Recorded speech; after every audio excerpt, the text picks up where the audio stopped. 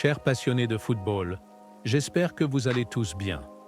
Aujourd'hui, nous allons plonger ensemble dans la victoire tant attendue du FC Barcelone en Liga.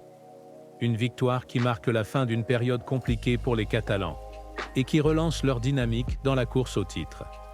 Ce match, riche en rebondissements, souligne à quel point chaque détail peut être décisif dans un championnat aussi exigeant. Vous le savez, ici sur Football Passionnat, sur analyse, sur décortique, et surtout, sur partage notre amour du jeu. Alors installez-vous temporairement, et ensemble, revenons en détail sur cette performance clé du Barça. Il est crucial de comprendre l'importance de ce match. Barcelone n'avait pas remporté de victoire en Liga depuis plusieurs semaines, ce qui les plaçait sous une pression énorme. Avant le match, beaucoup s'accordaient à dire que cette rencontre était un tournant dans leur saison. Il ne s'agissait pas simplement de gagner pour améliorer le classement, mais surtout pour briser une série négative et regagner la confiance de l'équipe et des supporters. Avec le Real Madrid en embuscade et un choc imminent contre Bilbao, le Barça n'avait pas le droit à l'erreur. 3 points étaient impératifs pour ne pas laisser filer l'opportunité de maintenir la cadence dans la lutte pour le titre. Peu importait la manière, il fallait impérativement s'imposer, quitter à souffrir.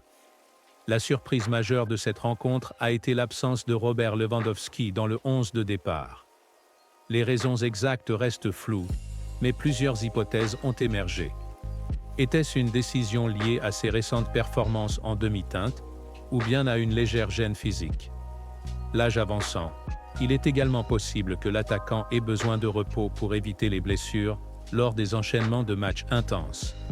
Cette décision a également ravivé le débat sur la méritocratie au sein de l'équipe. Si Lewandowski a été relégué sur le banc pour des raisons de performance, pourquoi Ferran Torres, souvent évoqué, a-t-il débuté? Ce choix a suscité des discussions passionnées, et bien que Ferran ait ouvert le score, ses lacunes sont apparues flagrantes. Bien qu'il ait inscrit le premier goal, Ferran Torres n'a pas réussi à transformer ses multiples occasions en buts supplémentaires, ce qui a mis le Barça en difficulté. Un attaquant titulaire dans une équipe comme Barcelone se doit d'être plus tranchant, surtout lorsque le match est encore indécis.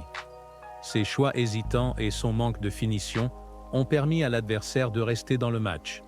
Pourtant, cette ouverture du score était capitale, mais l'incapacité à creuser l'écart a maintenu une tension palpable tout au long du premier mi-temps. Dans l'ensemble, la première mi-temps du Barça a été marquée par un manque criant d'efficacité. Les joueurs semblaient peiner à concrétiser leurs actions. Que ce soit Lamine Yamal, Rafinha ou encore Dani Olmo, tous ont manqué ce fameux dernier geste qui fait la différence. Les passes n'étaient pas précises, les frappes souvent mal agrémentées. Lamine Yamal, malgré son talent évident, a eu des moments difficiles. À 17 ans, il est normal de faire des erreurs, mais ses pertes de balles et son inefficacité devant le mais rappellent qu'il reste en phase d'apprentissage. Ce qui a marqué cette rencontre, c'est la transformation totale de Barcelone après la pause. Une équipe beaucoup plus tranchante, méthodique et surtout décisive. Lamine Yamal a brillamment obtenu une pénalité de manière intelligente et prouvant qu'il possède déjà une maturité exceptionnelle pour son âge. Ce penalty, parfaitement exécuté par Rafinha, a redonné l'avantage au Barça et a changé la physionomie du match. La prestation de Lamine Yamal en seconde période mérite une analyse approfondie. Non seulement il a obtenu un penalty crucial, mais il a également délivré une passe décisive exceptionnelle en extérieur du pied pour Rafinha. Son jeu est imprévisible et audacieux, ce qui le rend précieux dans les moments clés. Malgré son jeune âge, il montre des qualités rarement vues chez des joueurs de son expérience. Sa capacité à lire le jeu, ses passes millimétrées et son flair technique le placent déjà comme un élément central du Barça. Avec 2 buts, une attitude irréprochable et une présence constante dans le jeu, Rafinha a été le véritable moteur de cette victoire. Sa détermination et son efficacité devant le but ont été exemplaires.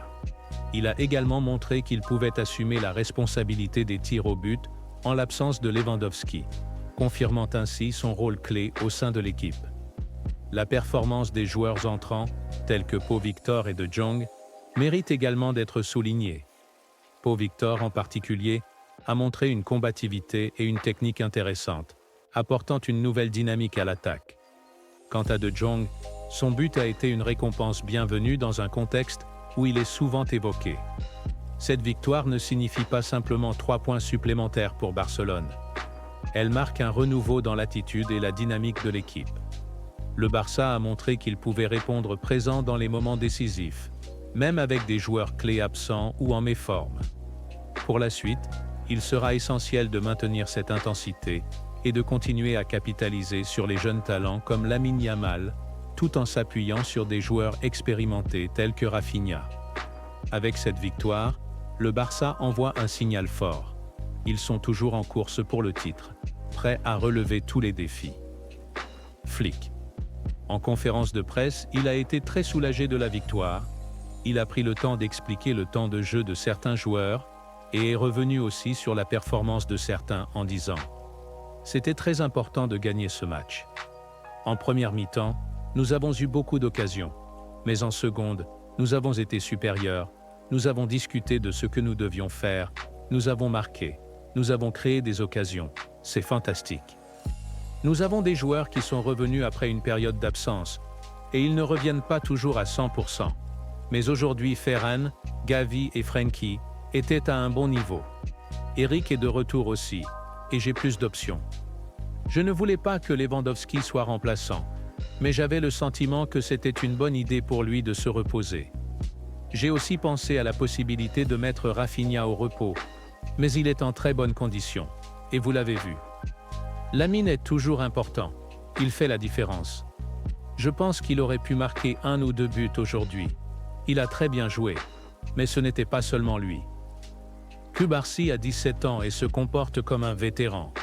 Pedri au milieu est top, et Rafinha aussi. Merci à tous de suivre Football Passionnat. Dites-nous dans les commentaires qui, selon vous, ont été l'homme du match et vos attentes pour la suite de la saison. N'oubliez pas de vous abonner et d'activer la cloche pour ne rien manquer de nos prochaines analyses. À demain en espérant un faux pas de Madrid pour le match Real Madrid-Bilbao. Ciao et Visca Barça.